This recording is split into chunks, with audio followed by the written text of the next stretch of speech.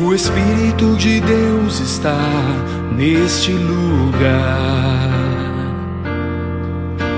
O Espírito de Deus se move neste lugar.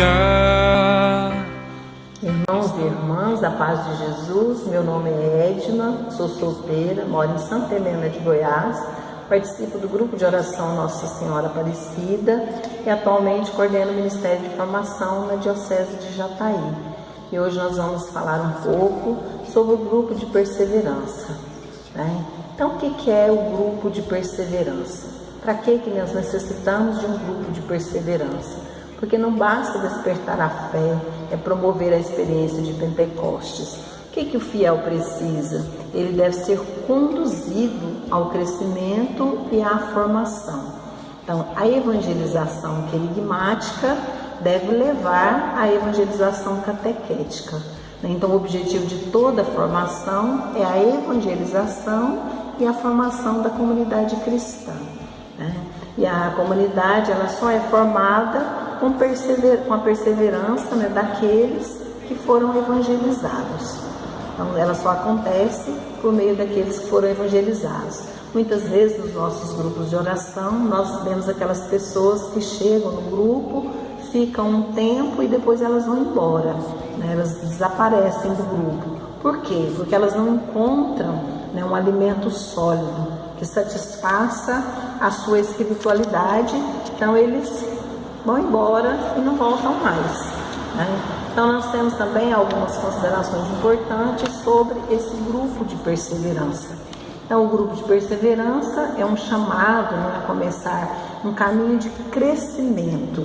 As pessoas que já passaram pela experiência do amor de Deus, são aquelas pessoas que já passaram pelo seminário de vida no Espírito Santo, pela experiência de oração. Essas pessoas podem ser inseridas nesse grupo de perseverança, em busca de um crescimento, de uma transformação das suas vidas e do meio em que elas vivem. Algumas observações importantes também acerca desse grupo de perseverança. O grupo de perseverança ele é o terceiro momento do grupo de oração, mas ele não substitui o grupo de oração, portanto ele deve ser realizado em dia e horário pré-determinados, mas que sejam diferentes do dia e horário do grupo de oração. Então, o grupo de perseverança ele não é um lugar para formação específica, nem de ministérios e nem dos módulos básicos, mas da aplicação da apostila da RCC Brasil, que ela já traz os temas voltados para a doutrina e para as verdades da fé. Por quê? Porque todo o ensino ministrado no grupo de perseverança ele precisa ter como base a Sagrada Escritura, a Palavra de Deus, e está baseado também na Santa Tradição e o Ministério da Igreja, o Magistério da Igreja.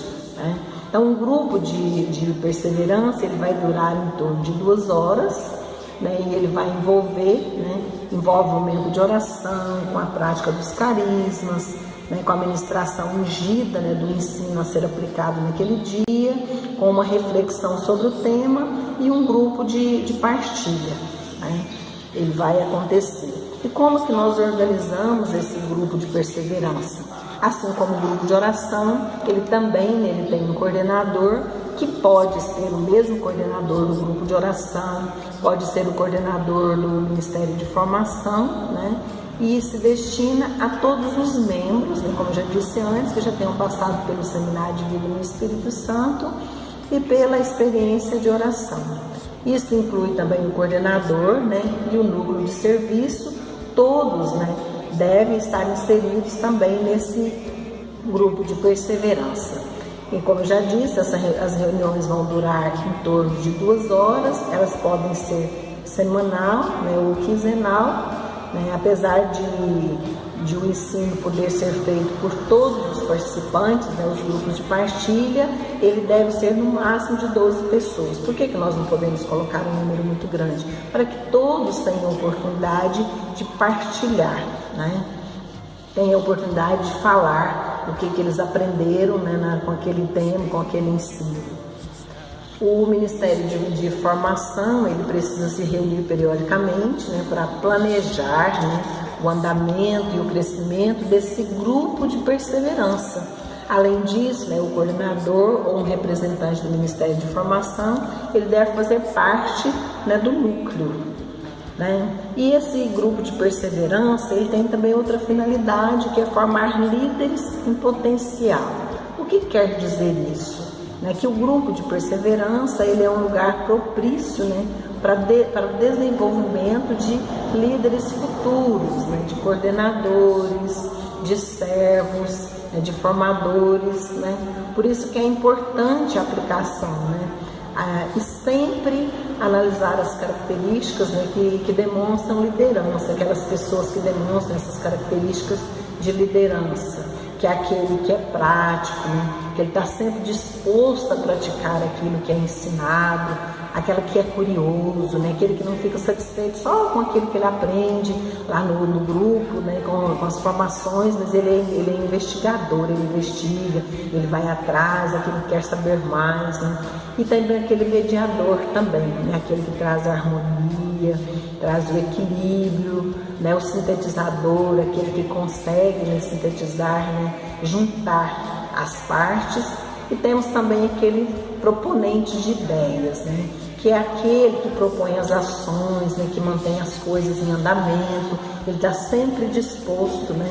E nós temos também a fundação bíblica, né, que agora nós vamos ver lá na palavra, né, que está em Atos, no capítulo 2, a partir do versículo 42, né, que a palavra diz assim para nós, né, o tema é a virtude dos primeiros apóstolos, dos primeiros cristãos. Perseveravam eles na doutrina dos apóstolos, nas reuniões em comum, na fração do pão e nas orações.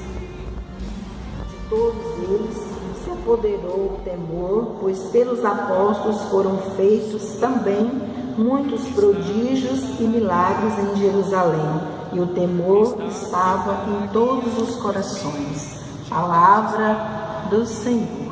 Então nós temos que ter essa fundamentação, que é a doutrina dos apóstolos, que é a doutrina da igreja, né? A comunhão fraterna, que é aquela partilha, é onde nós acompanhamos nossos irmãos necessitados, a fração do pão, né, que é a Eucaristia, que tem que ser o centro de toda a espiritualidade, e a oração, né? Então o grupo de perseverança é parte, né, do grupo de oração. Move-te em mim,